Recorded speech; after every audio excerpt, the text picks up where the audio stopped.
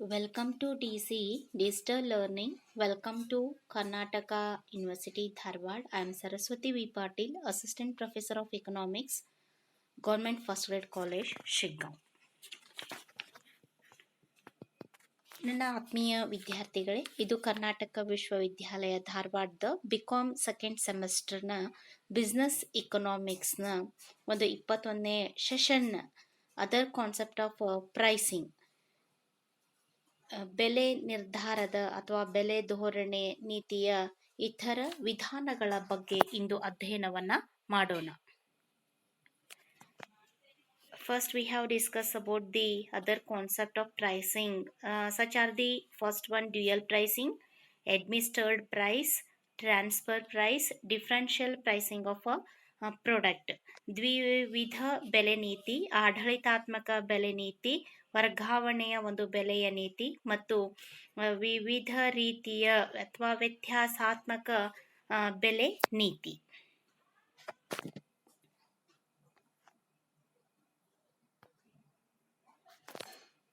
Other concept of pricing, first we have discussed the dual pricing. Introduction.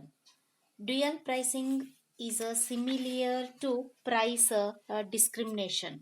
Dual pricing is most often an aggressive tactic used by a manufacturer to take market share away from a competitor.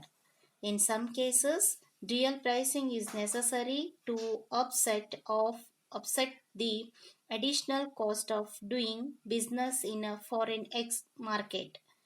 Dual pricing is illegal only when it can be proved that a manufacturer set prices unrealistically low for the purpose of unfairly driving out competition.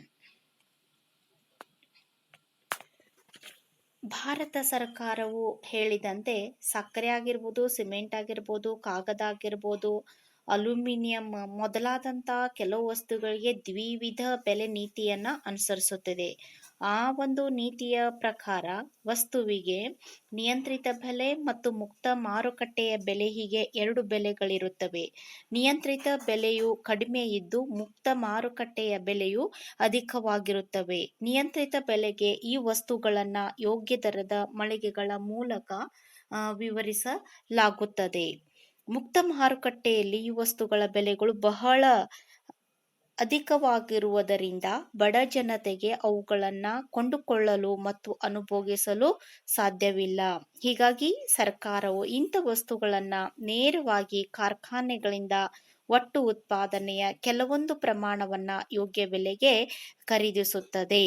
ಉಳಿದವನ್ನೆಲ್ಲವನ್ನ ಮುಕ್ತ ಮಾರುಕಟ್ಟೆಗೆ ಬಿಡುಗಡೆ ಮಾಡಲು ಅನುಮತಿ ನೀಡುತ್ತದೆ. ಇದು ಒಂದು ತರಹ ಬೆಲೆಯ ತಾರತಮ್ಯ ನೀತಿ ಇದ್ದ ಹಾಗೆ.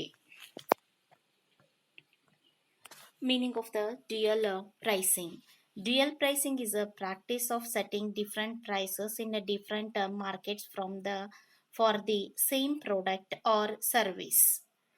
This tactic may be used by a business for a variety of reasons, but it is most often an aggressive move to take market share away from competitors.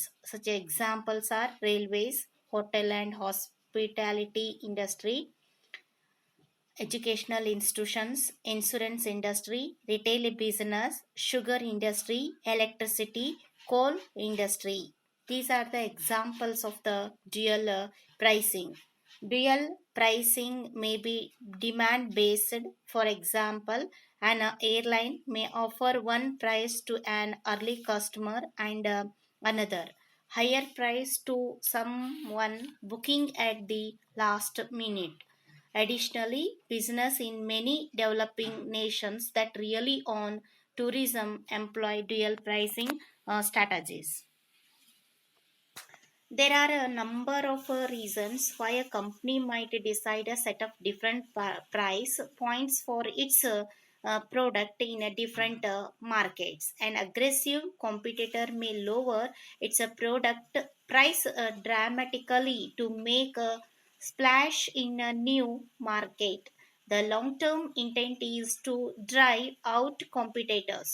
The product price will return to its normal level once the competitors have been priced out of the market. This practice is illegal under certain circumstances. At the same time, an adverse currency exchange rate or high shipping cost may force a price increase in a certain market. The seller must raises price to offset its cost of doing business there. Distribution cost may also vary among markets. A company may use a distributor in some markets, while other really on direct sales to consumers. Different prices may be used to even out cost of doing business different markets. Dual price may be demand based. For example, an airline may offer one price to an early customer and another higher price to someone booking at the last minute. Additionally, business in many developing nations that rely on tourism employ dual pricing strategies. Local residents get lower prices for goods and services, while tourists pay more. In many cases, foreigners may not know they're being charged a higher price. Those in the know can negotiate. ದ್ವಿವಿಧ ಬೆಲೆ ನೀತಿಯಲ್ಲಿ ಯೋಗ್ಯವೆಂದು ಕಂಡುಬಂದರೂ ಇದರಲ್ಲಿ ಸಾಕಷ್ಟು ದೋಷಗಳು ಸಹ ಕಂಡುಬರುತ್ತವೆ. ಹಾಗಾಗಿ ಕೆಲವು ಉತ್ಪಾದಕರು ತಮ್ಮ ಉತ್ಪಾದನೆಯನ್ನ ಲಂಚ ರುಸುವತ್ತ ನೀಡಿ ಕಡಿಮೆ ತೋರಿಸಿ ಕಡಿಮೆ ಪ್ರಮಾಣದಲ್ಲಿ ಕಡಿಮೆ ವಂತಿಗೆಯನ್ನ ಸರ್ಕಾರಕ್ಕೆ ಸಲ್ಲಿಸಲು ಪ್ರಯತ್ನಿಸುತ್ತವೆ. ಕೆಲವು ಸಲ ಮುಕ್ತ ಮಾರುಕಟ್ಟೆಯಲ್ಲಿ ಪೂರೈಕೆಯ ಕೊರತೆಯಿಂದಾಗಿ ಅದು ಕಾಳಸಂತೆಗೆ ಅವಕಾಶ ಮಾಡಿಕೊಟ್ಟಿದೆ. ಒಟ್ಟಿನಲ್ಲಿ ಈ ಒಂದು ಶಾಸನಬದ್ಧ ಬೆಲೆ ನಿರ್ಧಾರದ ವ್ಯವಸ್ಥೆಯು ಭಾರಿ ಕ್ಲಿಷ್ಟಮಯವಾಗಿದೆ ಎಂದು ಹೇಳ್ಬೋದು. ಏಕೆಂದರೆ ಬೆಲೆಗಳನ್ನ ನಿರ್ಧರಿಸುವಾಗ ಅನೇಕ ಪರಸ್ಪರ ವಿರುದ್ಧ ಹಿತಾಸಕ್ತಿಗಳಲ್ಲಿ ಸಮನ್ವಯವನ್ನ ಸಾಧಿಸಬೇಕಾಗುತ್ತದೆ. ಹಲವಾರು ಅಂಶಗಳನ್ನ ನಾವು ಇಲ್ಲಿ ಗಣನೆಗೆ ತೆಗೆದುಕೊಳ್ಬೇಕಾಗ್ತದೆ. ಯಾಕಂದ್ರೆ ತಯಾರಿ ವಸ್ತುಗಳ ಬೆಲೆಗಳು ಹಾಗೂ ಆ ವಸ್ತುಗಳ ಉತ್ಪಾದನೆಯಲ್ಲಿ ಬಳಸಿದ ಸಲುವಳಿಗಳ ಬೆಲೆಗಳಲ್ಲಿ ಯೋಗ್ಯ ಸಂಬಂಧವನ್ನ ಸಾಧಿಸಬೇಕಾಗುತ್ತದೆ.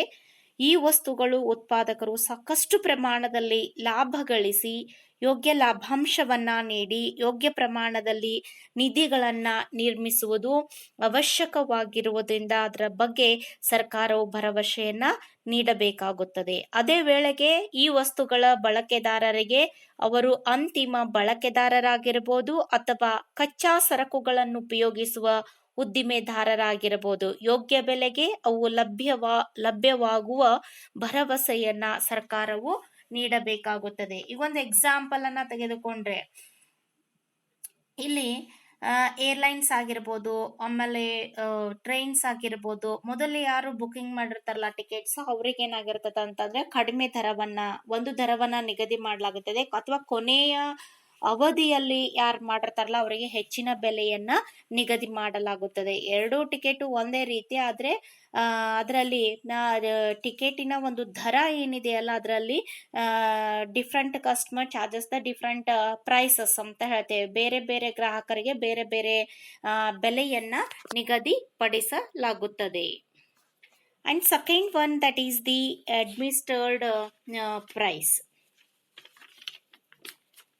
ಆಡಳಿತಾತ್ಮಕ ಬೆಲೆಗಳು ಅಥವಾ ಆಡಳಿತಾತ್ಮಕ ಬೆಲೆ ನೀತಿ.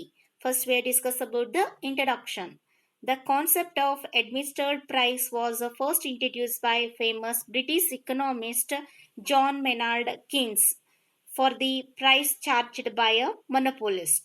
A monopolist can be a price maker and he consciously administered the price of his product irrespective of the cost of production.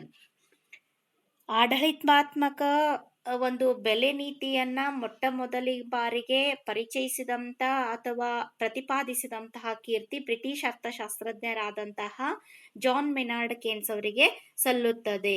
ಹಾಗಾದ್ರೆ ಏಕ ಸೌಮ್ಯಾಧಿಕಾರಿ ಈ ಒಂದು ಆಡಳಿತಾತ್ಮಕ ಬೆಲೆಯನ್ನ ನಿರ್ಧರಿಸಲು ಸಾಧ್ಯ ಅಂತ ಹೇಳ್ತೇವೆ. ಹಾಗಾದ್ರೆ ಮೊನೊಪೊಲಿಸ್ಟ್ ಅಂತ ಏನ್ ಕರಿತೇವಲ್ಲ, ಏಕಸ್ವಾಮ್ಯಾಧಿಕಾರಿ, ಅವನು ಬೆಲೆಯನ್ನ ನಿರ್ಧರಿಸುವವ. Is a price maker, not a price taker ಅಂತ ಹೇಳಿ ಹೇಳ್ತೇವೆ. ಹಾಗಾದ್ರೆ ಅವನ ತನ್ನ ಒಂದು ವಸ್ತುವಿಗೆ ಆಡಳಿತಾತ್ಮಕ ಬೆಲೆಯನ್ನ ಉತ್ಪಾದನೆ ವೆಚ್ಚದ ಆಧಾರದ ಮೇಲೆ ನಿರ್ಧರಿಸುತ್ತಾನೆ. ಆಡಳಿತಾತ್ಮಕ ಬೆಲೆಗಳೆಂದರೆ ಸರ್ಕಾರವೇ ನಿಗದಿ ಮಾಡುವ ಬೆಲೆಗಳು. ತ್ವರಿತಾರ್ಥಿಕ ಅಭಿವೃದ್ಧಿ, ಬೆಲೆಗಳಲ್ಲಿ ಸ್ಥಿರತೆ ಇವೇ ಮೊದಲಾದ ಉದ್ದೇಶಗಳನ್ನ ಸಾಧಿಸಲು ಸರ್ಕಾರವು ಕೆಲವೊಂದು ಅವಶ್ಯಕ ವಸ್ತುಗಳ ಬೆಲೆಗಳನ್ನ ಕಾಲಕಾಲಕ್ಕೆ ತಾನೇ ನಿಗದಿ ಮಾಡುತ್ತದೆ. ಮುಕ್ತ ಅರ್ಥವ್ಯವಸ್ಥೆಯಲ್ಲಿ ಬೆಲೆಗಳು ಮತ್ತು ಬೇಡಿಕೆ ಪೂರೈಕೆಗಳ ಮೂಲಕ ನಿರ್ಧರಿಸಲ್ಪಡುತ್ತವೆ. ಆದರೆ ಆಡಳಿತಾತ್ಮಕ ಬೆಲೆಗಳು ಈ ರೀತಿಯಾಗಿ ನಿರ್ಧರಿಸಲ್ಪಡುವುದಿಲ್ಲ. ದೇಶದ ಅರ್ಥವ್ಯವಸ್ಥೆಯ ಮೇಲೆ ಪರಿಣಾಮವನ್ನುಂಟು ಮಾಡುವಂತ ಇಲ್ಲವೇ ಜೀವನ ವೆಚ್ಚಗಳನ್ನ ನಿರ್ಧರಿಸಲು ಅವಶ್ಯಕವಾಗಿರುವಂತಹ ವಸ್ತುಗಳ ಅಥವಾ ಉತ್ಪಾದನಾಂಗಗಳ ಬೆಲೆಗಳನ್ನ ಸಾಮಾನ್ಯವಾಗಿ ಸರ್ಕಾರವೇ ನಿರ್ಧರಿಸುತ್ತದೆ. ಇನ್ ಮಿಕ್ಸ್ಡ್ ಎಕಾನಮಿ ಅಂತ ಏನ್ ಕರಿತೇವಲ್ಲ, ಮಿಶ್ರ ಅರ್ಥವ್ಯವಸ್ಥೆಯಲ್ಲಿ ಮಾತ್ರ ಆಡಳಿತಾತ್ಮಕ ಬೆಲೆಗಳು ಕಂಡುಬರುತ್ತವೆ. ಮುಕ್ತ ಮಾರುಕಟ್ಟೆಯ ವ್ಯವಸ್ಥೆಯಲ್ಲಿ ಕೆಲವು ಅತ್ಯವಶ್ಯಕ ಬೆಲೆಗಳು ಅಥವಾ ಉತ್ಪಾದನಾಂಗಗಳ ಬೆಲೆಗಳು ಬೇಡಿಕೆ ಪೂರೈಕೆಗಳಿಂದ ನಿರ್ಧರಿಸಲ್ಪಡುವುದು ಸಮಾಜದ ಹಿತದೃಷ್ಟಿಯಿಂದ ಯೋಗ್ಯವಿಲ್ಲವೆಂದು ಕಂಡುಬಂದಾಗ ಸರ್ಕಾರವೇ ಅವುಗಳ ಬೆಲೆಗಳನ್ನ ನಿರ್ಧರಿಸುವ ಹೊಣೆಯನ್ನ ಹೊರುತ್ತದೆ. Administered price are the price of goods set by the internal pricing structures of the firms that take into account cost rather than through the market forces of supply and demand, and predicted by classical economics. It was first developed in 1934-35 to apply to the cyclical behavior of industrial price.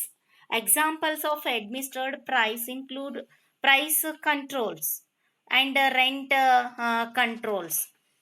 Price controls are often imposed to maintain the affordability of certain goods and to prevent price going during a shortage. Examples: gasoline, for example. Rent control and stabilization are used to limit rent rises in certain cities. Administered price or price determined by an individual producer or seller and not purely by market forces. Administered prices are common in industries with a few competitors and those in which costs tend to be rigid and more or less uniform. They are statutory in nature. Therefore, the overall goal of administered pricing is to ensure that organizations adopt an ethical pricing model. Important objectives of the administered price such are to maintain the prices of essential commodities at a fair and reasonable level and make them available to public at such fair prices. Next one, to maintain the price essential input such as sugarcane, coal, steel, fertilizers, etc. to avoid trigger price escalation. Next one, to ensure economic prices to uneconomic units. To achieve stability in the price of essential consumer and industrial goods. To avoid exploitation of consumers by the monopolist seller.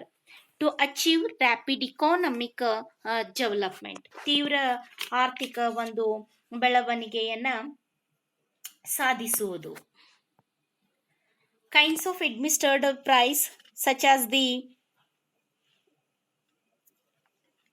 minimum price system support prices.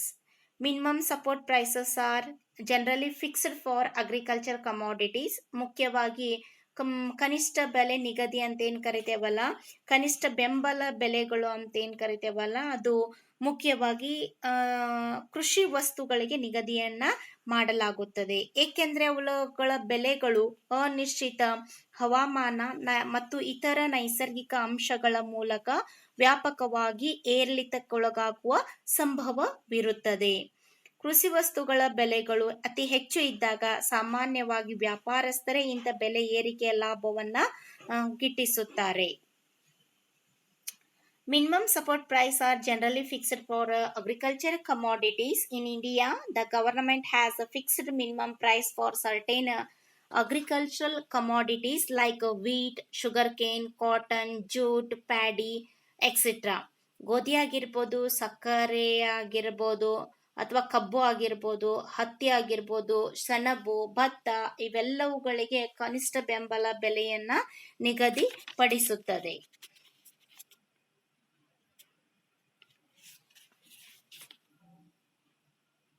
ಸರ್ಕಾರವು ಕನಿಷ್ಠ ಬೆಲೆಯನ್ನ ನಿಗದಿ ಮಾಡಿ ಆ ಬೆಲೆಗೆ ರೈತರು ತಮ್ಮ ಹುಟ್ಟುವಳಿಗಳನ್ನ ಮಾರಾಟ ಮಾಡುವಂತೆ ವ್ಯವಸ್ಥೆ ಮಾಡುತ್ತದೆ.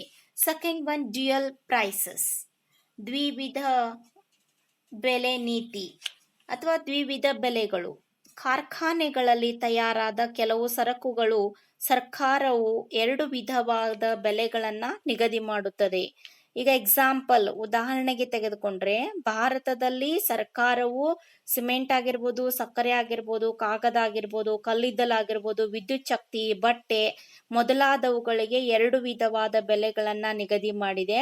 ಒಂದು ನಿಯಂತ್ರಿತ ಬೆಲೆ, ಇನ್ನೊಂದು ಮುಕ್ತ ಮಾರುಕಟ್ಟೆಯ ಬೆಲೆ. ಹೀಗೆ ಸರ್ಕಾರವು ದ್ವಿವಿಧ ಬೆಲೆ ನೀತಿಯನ್ನ ಅನುಸರಿಸಿದಾಗ ಉದ್ದಿಮೆಯು ತನ್ನ ಉತ್ಪಾದನೆ ಕೆಲವೊಂದು ಭಾಗವನ್ನ ಸರ್ಕಾರವು ನಿಗದಿ ಮಾಡಿದ ನಿಯಂತ್ರಿತ ಬೆಲೆಗೆ ಮಾರಾಟ ಮಾಡಬೇಕಾಗುತ್ತದೆ. ಈಗ ಒಂದು ಎಕ್ಸಾಂಪಲ್, ಸಕ್ಕರೆ ಉದ್ದಿಮೆಯು ತನ್ನ ಉತ್ಪಾದನೆಯನ್ನ ಪ್ರತಿಶತ 50ರಷ್ಟು ಸರ್ಕಾರವು ನಿಗದಿ ಮಾಡಿದ ಬೆಲೆಗೂ ಮತ್ತೆ ಉಳಿದ 35ರಷ್ಟನ್ನ ಮುಕ್ತ ಮಾರುಕಟ್ಟೆಯಲ್ಲಿ ಸ್ಪರ್ಧಾತ್ಮಕ ಬೆಲೆಗೆ ಮಾರಾಟ ಮಾಡುತ್ತದೆ. Dual pricing is a price control device and it refers to a two-price system. Under this system, the fixed price by the government applies to certain part of the output, while the price of the remaining output to be sold in the open market is determined by the forces of demand and supply. And third one, rentation of a price. Rentation of price are maximum price fixed by the government for certain essential goods, and these goods cannot be sold above such maximum price. ಪ್ರತಿಬಂಧಿತ ಬೆಲೆಗಳು ಅಂತೇಳಿ ಕರಿತೇವೆ. ಕೆಲವು ಅತ್ಯವಶ್ಯಕ ಸರಕುಗಳಿಗೆ ಸರ್ಕಾರವು ಗರಿಷ್ಠ ಬೆಲೆಗಳನ್ನ ನಿಗದಿ ಮಾಡ್ತೈತಿ. ಈ ಗರಿಷ್ಠ ಮಿತಿಗಿಂತ ಹೆಚ್ಚಿನ ಬೆಲೆಗೆ ಈ ಸರಕುಗಳನ್ನ ಮಾರಾಟ ಮಾಡಲಾಗದು. ಈ ಬೆಲೆಗಳಿಗೆ ಬಂಧಕ ಬೆಲೆಗಳು ಅಥವಾ ಪ್ರತಿಬಂಧಿತ ಬೆಲೆಗಳು ಎಂದು ಕರೆಯುತ್ತಾರೆ. ಫಾರ್ ಎಕ್ಸಾಂಪಲ್, ಕೋಲ್, ಮೆಡಿಷನ್ ಎಕ್ಸೆಟ್ರಾ, ಕಲ್ಲಿದ್ದಲು, ಔಷಧಿ, ಸಾಮಾನುಗಳು ಇವೇ ಮೊದಲಾದವುಗಳಿಗೆ ಸರ್ಕಾರವು ಗರಿಷ್ಠ ಬೆಲೆಗಳನ್ನ ನಿಗದಿ ಮಾಡಿದೆ. ಆದರೆ ಅವುಗಳ ಉತ್ಪಾದಕರು ಈ ಬೆಲೆಗಳನ್ನ ಕಡಿಮೆ ಇದ್ದು ಅವು ಬದಲಾಗುತ್ತಿರುವ ಉತ್ಪಾದನಾ ವೆಚ್ಚದೊಂದಿಗೆ ಹೊಂದಾಣಿಕೆಯಾಗುತ್ತಿಲ್ಲವೆಂದು ಇಂತಹ ಬೆಲೆ ನೀತಿಯಿಂದ ಉತ್ಪಾದನೆಯ ಮೇಲೆ ವಿಪರೀತ ಪರಿಣಾಮವಾಗುತ್ತದೆ ಎಂದು ದೂರುತ್ತಿದ್ದಾರೆ. ಸರ್ಕಾರವು ಈ ಬೆಲೆಗಳನ್ನ ಕಾಲಕಾಲಕ್ಕೆ ಪರಿಷ್ಕರಿಸಲಾಗುತ್ತದೆ. Next one, that is the transfer pricing, ವರ್ಗಾವಣೆಯ ಬೆಲೆ ನಿರ್ಧಾರ. Transfer pricing is an accounting practice that represents the price that one division in a company charges another division for goods or services provided.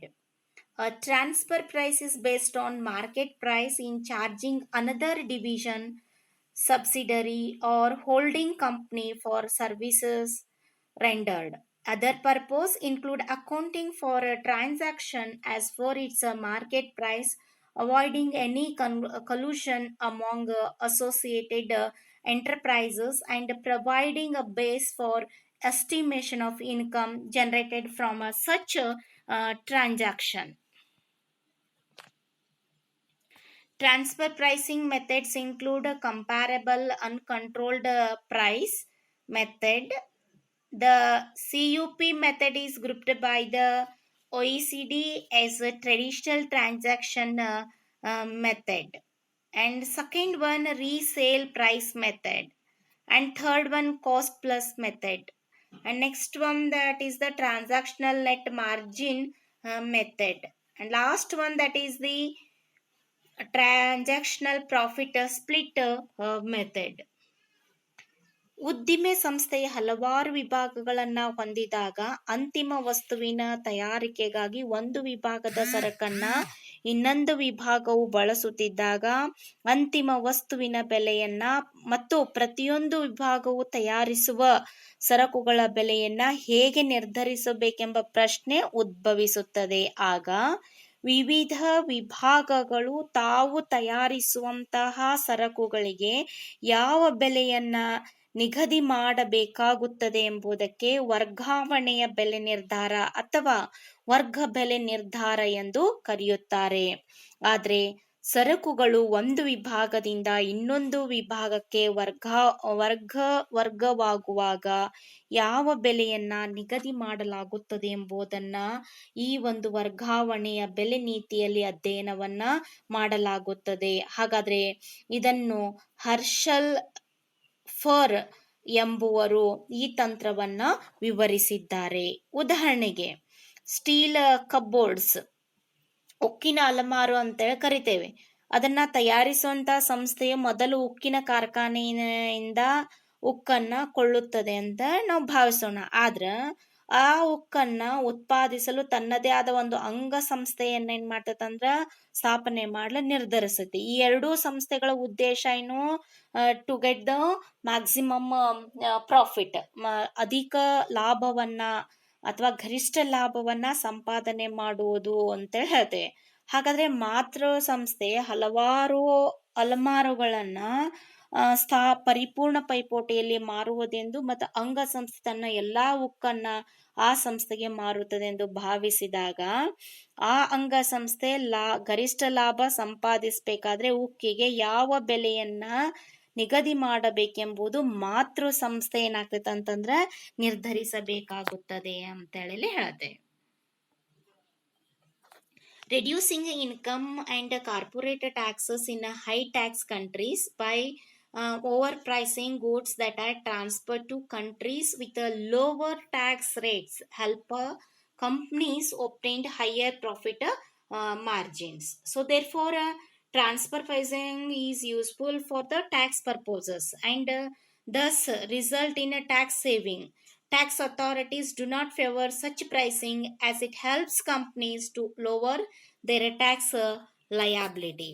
Lastly, transfer pricing exploits the loopholes in the tax system in different countries and thus are subject to heavy scrutiny from the tax department. And last one, that is the differential pricing of a product. Differential pricing meaning is the differential pricing is a method of charging different prices for the same type of a product and for the same number of quantities from different customers based on the product form, payment terms, time for delivery, customer segment, etc. ಹಾಗಾದ್ರೆ ವ್ಯತ್ಯಾಸಾತ್ಮಕ ಒಂದು ಬೆಲೆ ನೀತಿ ಅಂತ ಏನ್ ಕರಿತೇವಲ್ಲ, ಈ ವ್ಯತ್ಯಾಸಾತ್ಮಕ ಬೆಲೆ ನೀತಿ ಏನಾಗ್ತದ ಅಂತಂದ್ರೆ ಒಂದೇ ವಿಧವಾದಂತಹ ಸರಕಿಗೆ ವಿವಿಧ ಬೆಲೆಗಳನ್ನ ನಿರ್ಧರಿಸುವುದು, ಬೇರೆ ಬೇರೆ ಗ್ರಾಹಕರಿಗೆ ಬೇರೆ ಬೇರೆ ಬೆಲೆಗೆ ಒಂದೇ ವಸ್ತುವಿಗೆ ವಿಧಿಸುವುದು ಅಂತೇಳಿ ಹೇಳ್ತೇವೆ.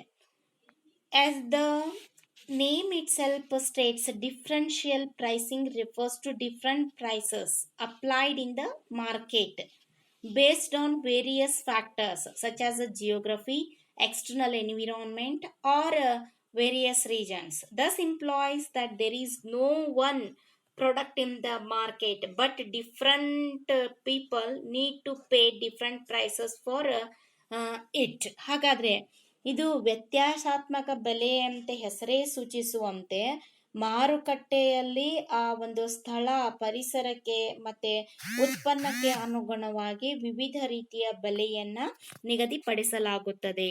To make the explanation clearly, I would like to cite a very common example. think what happens in each time you book an airline ticket. ಈಗ ಏರ್ಲೈನ್ ಟಿಕೆಟನ್ನು ಮಾಡಬೇಕಾದ್ರೆ ಮೊದಲೇ ಮಾಡಿದರೆ ಅದರ ದರ ಒಂದು ರೀತಿಯಾಗುತ್ತದೆ, ಕೊನೆಯ ಗಳಿಗೆಯಲ್ಲಿ ಮಾಡಿದಾಗ ಅದರ ದರವೇ ಬೇರೆ ಬೇರೆಯಾಗಿರುತ್ತದೆ.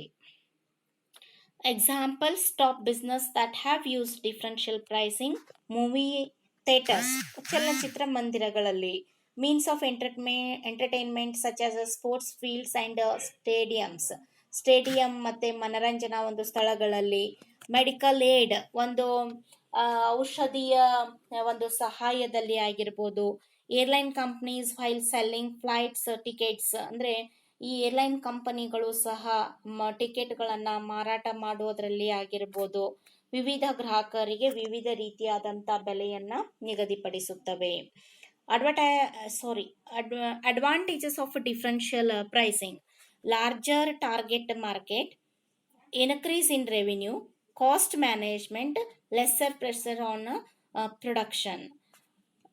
ಮಾರುಕಟ್ಟೆಯ ಒಂದು ವಿಸ್ತರಣೆಯನ್ನು ಬೃಹದಾಕಾರದಲ್ಲಿ ಮಾಡುವುದು, ಆದಾಯದಲ್ಲಿ ಹೆಚ್ಚಿಸುವಂಥದ್ದು, ಮತ್ತು ವೆಚ್ಚದ ಒಂದು ನಿರ್ವಹಣೆ ಮತ್ತು ಉತ್ಪಾದನೆಯ ಒತ್ತಡವನ್ನು ಕಡಿಮೆ ಮಾಡುವುದು. Types of differential pricing: differential pricing based on customer segments, differential price based on brand image, ಒಂದು ಬ್ರ್ಯಾಂಡ್ಗಳ ಇಮೇಜನ್ನು ಹೊಂದಿರುತ್ತದೆ, ಕಸ್ಟಮರ್ ಸೆಗ್ಮೆಂಟ್ಸನ್ನು ಹೊಂದಿರುತ್ತದೆ. Differential prices based on product and its variants, ಉತ್ಪನ್ನ ಮತ್ತು ಅದರ ವೇರಿಯಂಟ್ಸ್ಗಳ ಮೇಲೆ ಅವಲಂಬಿತವಾಗಿರುತ್ತದೆ. Differential price based on location, ಸ್ಥಳದ ಮೇಲೆಯೂ ಸಹ ಅವಲಂಬಿತವಾಗಿರುತ್ತದೆ. Differential based on season and time, ಮತ್ತು ಋತು ಅಥವಾ ಕಾಲದ ಅವಧಿಯ ಮೇಲೆ ಆಧಾರವಾಗಿರುತ್ತದೆ. Lastly, I conclude this session. Pricing is the process whereby the business sets the price at which it will sell its product and services, and may be part of the business marketing plan. Price is the value that it put to product or service, and is the result of complex set of calculations, research and understanding, and risk taking ability. Thank you.